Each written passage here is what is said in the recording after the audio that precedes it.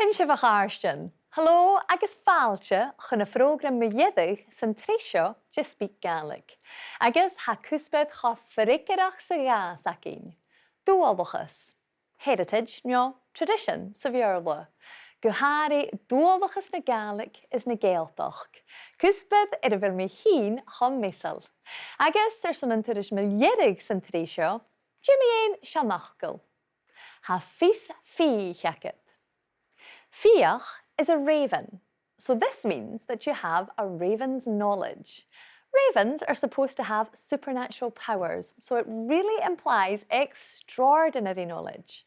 Ha fís fí cheacad. Agus ha min dóchas go fís fí a hacibse le cúid Gaelic cúideach. Apad go bhfuil sin ar a bhí turas a chaneal sin bunachtí has. We'll be telling tales, or should I say, stories. Would I should? Almond the wish fatas. Calum Maclean takes us to one of the most notorious locations in the Highlands. And we'll add to our ever-expanding store of grass and caintje. Drùidhteach sgeulachd.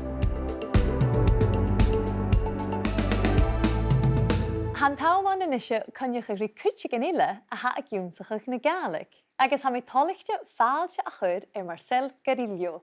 Nishe Marcel sauna skíide Valencia hause bhthús a chau ar a bhí a tchecasc an an bunscoil Gaelic son 5 bliana inise. An íon se géin bicin mion cimrach arú jólas ar a Gaelic an toiseach. Seo inis, amis mioch go mi 5 bliana diaag agus thuad mi meach go rá canan eile an alpa agus bha uiacham an alpa agus muine fi bhfuil ma ha mi giorin dúi seo a thug sin buchan go bican íonsocht an chanan seo. Díadach apart no ga. Ag an toiseach har mi sona bhí fillanta, har mi smúneach go mi commasach a bhí fillanta an canan ile. Ach an dé bican víosan ag íonsoch Gaelic le gorasan a làrach mi rinne líon. Bhaich mi go mi commasach fachlan a chuoinach sentensin a chud richéile go mi commasach còmhradh rum héin agus go mi dolarst agus bha cordachrum.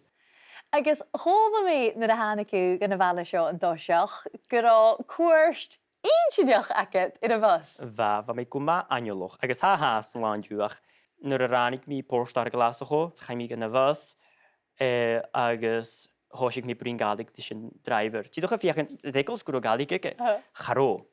Húr mi ha mi gíadach go station bhochanan agus an mór sin had a thuige mi. Agus hiach mi sa bheorla a mi goin tú bhochanan. So bha mi sneoch go réig nas coliche seo Gaelic agus go dú raim a chúis agus. Ba go madar a gása go joch a bheorla ag a thug sin or bheorla glasachó. Agus aníon se géin bicin maniúnsacha a réinú héin an an alpa? Bha áteacham le sol morostig. Bha sin an dáhílas Gàidhlig agus raim mi gúrsa gomas snúir sin Gaelic agus fólam. How inis tchecasc an an bunscoil, chuir sé sin cóblach? A sin trang ach ha mi feddach gin gure sionoped a ha mi giori géanamh ar sca go bhfuil mi gin rúta gin a ha go féim gan a chanan. Get ha noped dyrf údanan. Ha cordachrum ha chlan go mas spórsal agus ha mi feddach gin go bhfuil mi gin rúta gin ar son na Gaelic. Agus ha chlónácha acad, dé cánaí na dachaí? Ag an taobh bríne sin Gaelic, sin a chiad chanan, fríomh chanan, ach gúteach bríne sin Catalanis, sin a chiad chanan agam, Catalanis, agus, well, ha a bheorla fi gan áid, so ha bheorlaun, ja, ma fanantan in Valencia, so ni sin cólabart ar a fón, agus bríne mi Catalanis sin mahes, Spanish sin movahes, Gaelic dí seach láin, agus sé sag. Smúnig ar sin a chofórstanach sa hád. Agus dé an napperst neo an fachcail Gaelic a searlait, agus chuson? Sé tír gún chanan, tír gún nanam. Agus chaní sa gur a sin a sealtain fialsanach a ha jevinse agus láit ar a húf a bhí gúmal na Gaelic bio agus go féim as an dúí seo. Chaní sa machalias alpa Gaelic gun caillan dúí seo anam na dúcha. Ha mé gúntacha go mór tapalait. Agus bí Marcel arás códarúm na saite ar sa bhrógram, agus smí há déanamh fiúir rí sin.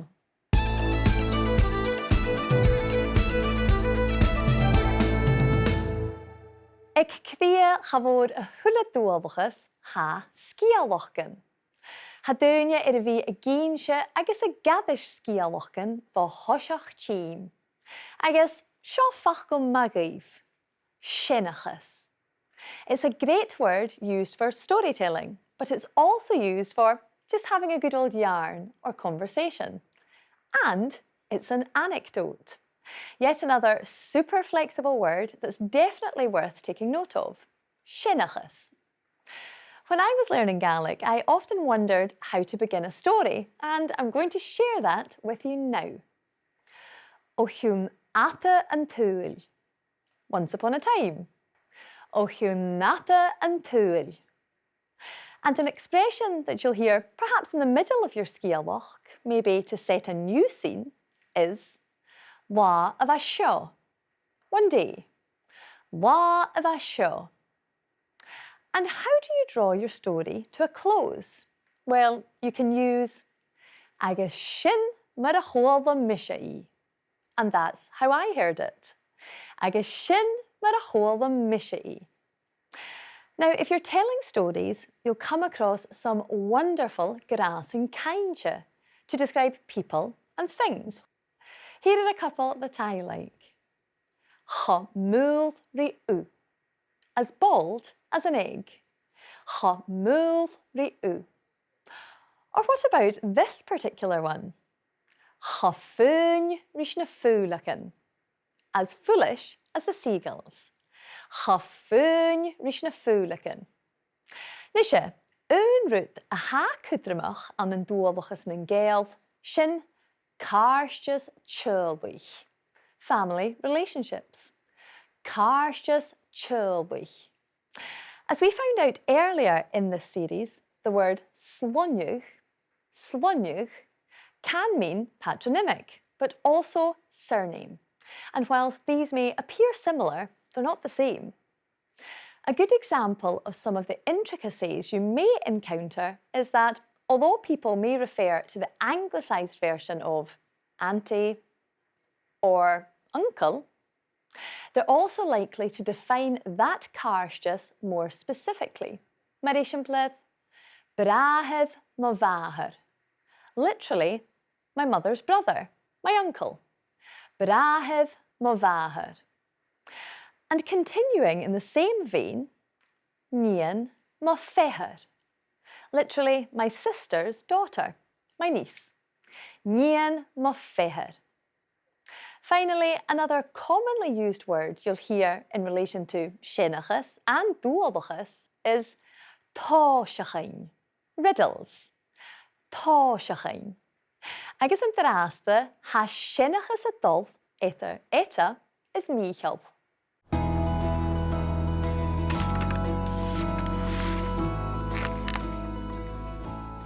Nach MacIlleathain jachi víchel. Agus na straien a bhaun dúl. Bit de heulach toirt deichgin. Am a bháthair toisce rí finne mar há, agus ha maithir gam thors go fééis na senachíon. A seán duine gasta a cé bretain go bhíán. A seán sgeulachd gan eice, mu rutain mar híchin is maníon. Du gat sin acanne ag an dói cúteach. Na chaán as an seán dúich a hánigad fo hús. Chanil cáil na seár na stádaí idir Joe híise. Ba siúd dán och cheumannan an tuilleadh.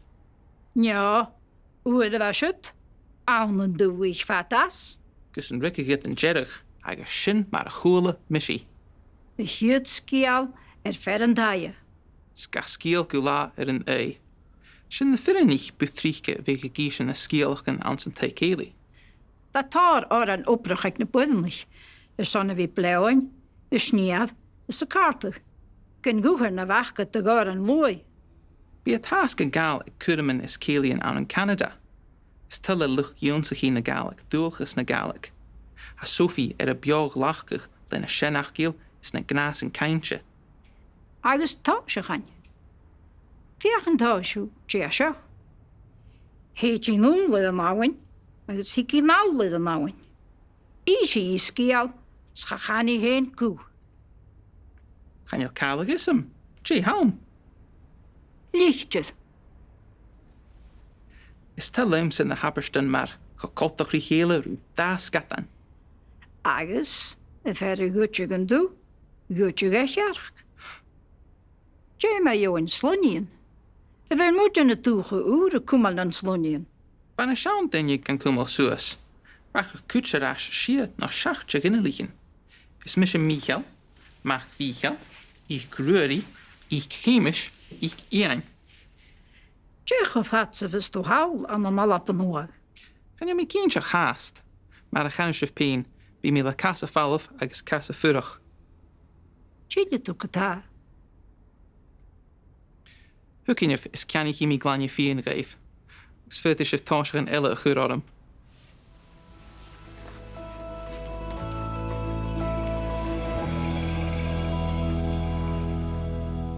Cymra chai geif. An de huikshiv na gnasen is na happerston a van sa chorug etter eta is Michael. Van Michael a brien mi een feij nan shinnachien. The Festival of Storytellers. Feij nan shinnachien aun en ceichbrechting. He stated the familiar way of beginning a story. O hjún ape and tuilleadh, a long time ago. O hjún nata and tuilleadh. And Eta mentioned one which you may not have heard. Ua the Vashit. Once upon a time. Ua the Vashit. We also heard from Michael how to bring a story to a conclusion. Agus sin mar a chóil the mishaí. And that's how I heard it. Agus sin mar a chóil the mishaí. Eta continued the theme by reciting an old Highland custom. A hiat sgeulachd id ferin tadhal, the first story from the host, a hiat sgeulachd ferin tadhal, and Michael supplied us with the ending. Scach sgeul gàidhlig an nui, and tales until dawn from the guest. Scach sgeulachd gàidhlig an nui. We got a bonus when Eta reminded Michael about another important part of Dúildeachas. Árainn oprach, work songs. Árainn oprach. And finally, one you'll most likely have heard of, Árainn luai, walking songs. Árainn luai. Agus loricí sibh éisimplar inniu sin loinne. I thoroughly recommend seeking them out. Hat ma son fuaimneachach, beríadachas agus tocal cthia. Ach an braste, Jimmy ein éisteach rí páirst jing chorug a bhíist. Bit de heulach talletje deichkin. Am a bhair toisge rí finne mar ha, agus ha mahar gam hors go féis an shanachien.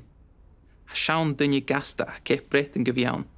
A schaun sgeulachd gan ecke, mu rutten mar híchen is manien. De gat sin akkanje eiken dui kutjach.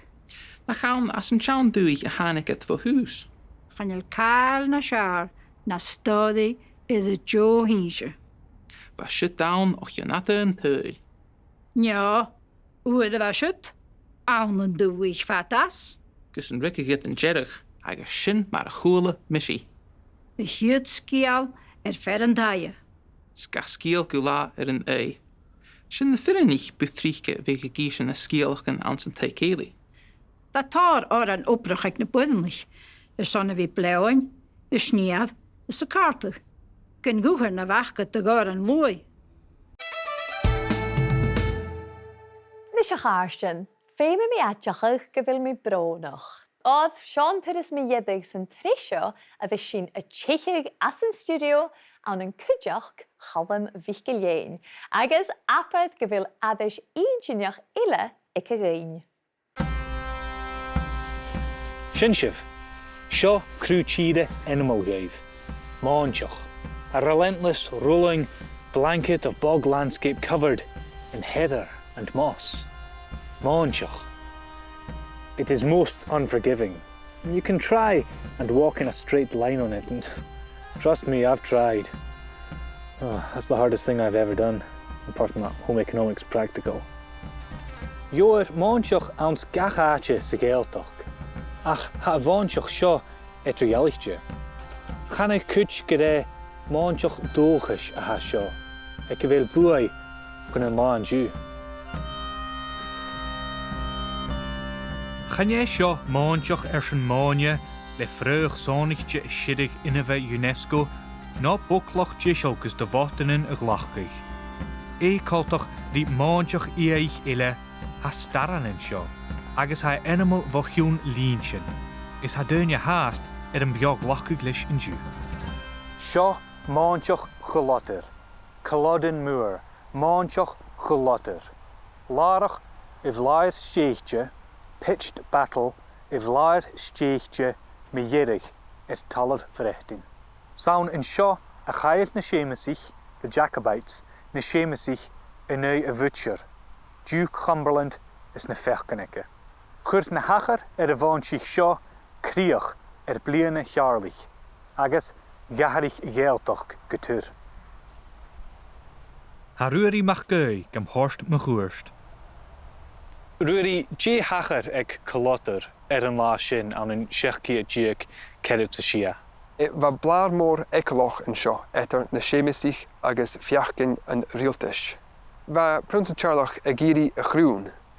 He was wanting the crown because in 1688 his grandfather was removed from power. 1745 we're here again to try and do it all over again for the fourth time. Agus dé na Hamilton a bheith na sémasich. Bha cuach ag cnach na cúise. Really it was all about power. It was about regaining the throne. As well, they were after better conditions for non-Protestants in broad principle. It's succession, it's about the Stuarts being back on top. Dé in dílab eachdraidheil ag cheuladar. Gàidhlig cultúr na Gaeltach go mór had a massive impact on the Highlands and the culture that has come from it. It began the process of clearance. The legacy is that the Gael is now worldwide. We're a worldwide people. Dé bha clown I leithin rish sa bhláir. But yet, Alton Line they were front and centre of the Jacobite army. They were amongst the first to reach the government line. There is a Calum Maclean stone that commemorates those who lost their lives. Míle taing ruairi, ver mi súl a chlachan.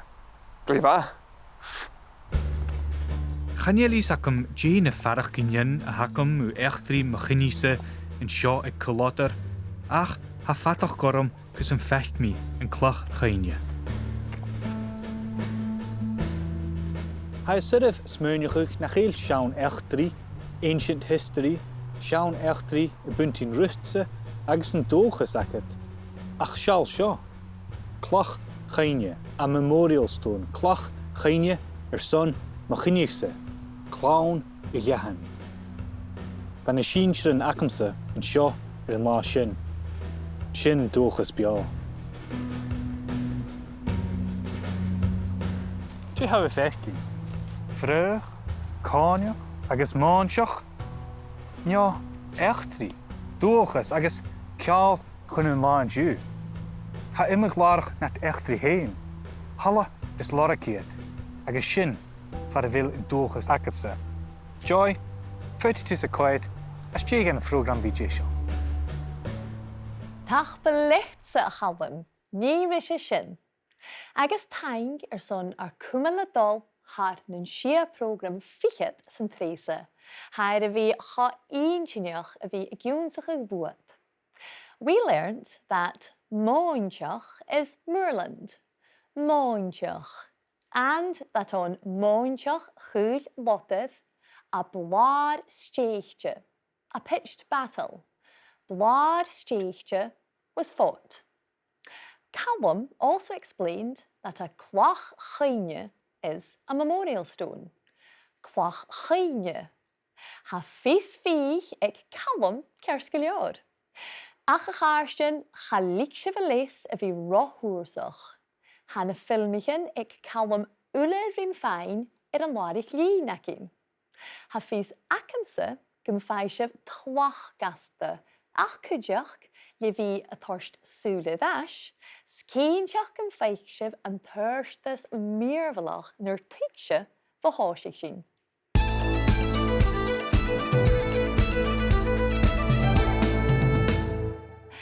Ha Marcel a bheis còmhradh agus Marcel chunig sin calman siad sé iad mónteach chuúlátar an de thul do héin riamh ar an lárich. Chad o hyl ach hyl miad làrach bar cheuilachd gyda agus ati chyn ele stolom dyf sier na dwcha fi mi miadwch gyda bi mor yn gael I gawn. Hanna sialin alin dwy re agus stolom na balch yn biga fi dyf sier na dwcha. Hat uafasach bria. Ha. Agus ha dúalbachas látir acin an an alpa agus cínteach go bhfuil dúalbachas chearscha látir an Valencia an rá ui acathain as a líhéid na bhawóg. Vais charo haid dyrif fi mochel luach dúalchas na dwcha far a bhfuil fúdoch hai roasgorst. Ach nor a hanib I galopa yn orsyn hosig dyn fe noch ym. O, cymar a chanas dwi sy'n o'n Catalanis nio, a fel oran agad an Catalanis nio, an dwi'n gwyd rwydig yn sagad un sy'n mynd dwi agad. Agus yn orsyn hosig mi y rawn so chwych. Yswn fi ym i'ch le iolus mynd dwi ag am hyn. An o'n Catalunya son Valencia son sgirin agyn. Ha dor oran yr son dawnsych gan. So, chan yw'n na ffacil cho gwdrymach hat mae'r son dawnsych agus lientyn yn rihym. Ach ha oran iakin a chanin se stor a hak van an alopa. Agus cymar efo stw cymol Gael fi sy'n chawn dwy'ch bod yn bieg stw yn eisiau ffyrach an an alopa? Wel, gwlaichel ag yn twy gyharach fiach am idi tradisiwn yn agus clachian Catalanoch a chlach ag yn twy leis a chlain agus rwydyn I un o gwcoramoch edrych clachian alopanoch agus Catalanoch. Agus yn ffas a chlawn sŵs leis yn dachwlder. O, haw cears le hyd. Agus mae fiamach ors leis yn tîn a hwyl sio SpeakGaelic agus gyr mahi slecht leis y hwylderwt am sefilwn sas. Da believe. And remember, you'll find a subtitled copy of this episode and every other episode in the series on SpeakGaelic's YouTube channel to support you with your learning. Ach yn ddrasta, Jimmy ein eisteach rwy bican dyn chorwch a fa eta agus Michael sy'n cwrdd na'r cainia com a ein a fath y brin. Bí a tasc an Gaelic cuaman is céalaíonn an an Canada. Is tuilleadh luch dionsaí na Gaelic, dúilchas na Gaelic. A Sophie a beag lachcach le na senachgéal is na gnas an caintse. Agus tá se chain. Fiach an táisiú dé seo. Héit í nún le an náhain, agus hici ná le an náhain. Ísí í scial, schachani héin cú. Channeil Calagism, dé haum. Lichtjed. Is tá limsa na haberstan mar go coltach rí chéile rú dá scatan. Agus, a ferry gutje gan dú, gutje gechjarch. Dé me jo in slonien. A ver moet na toege oere kumal an slonien.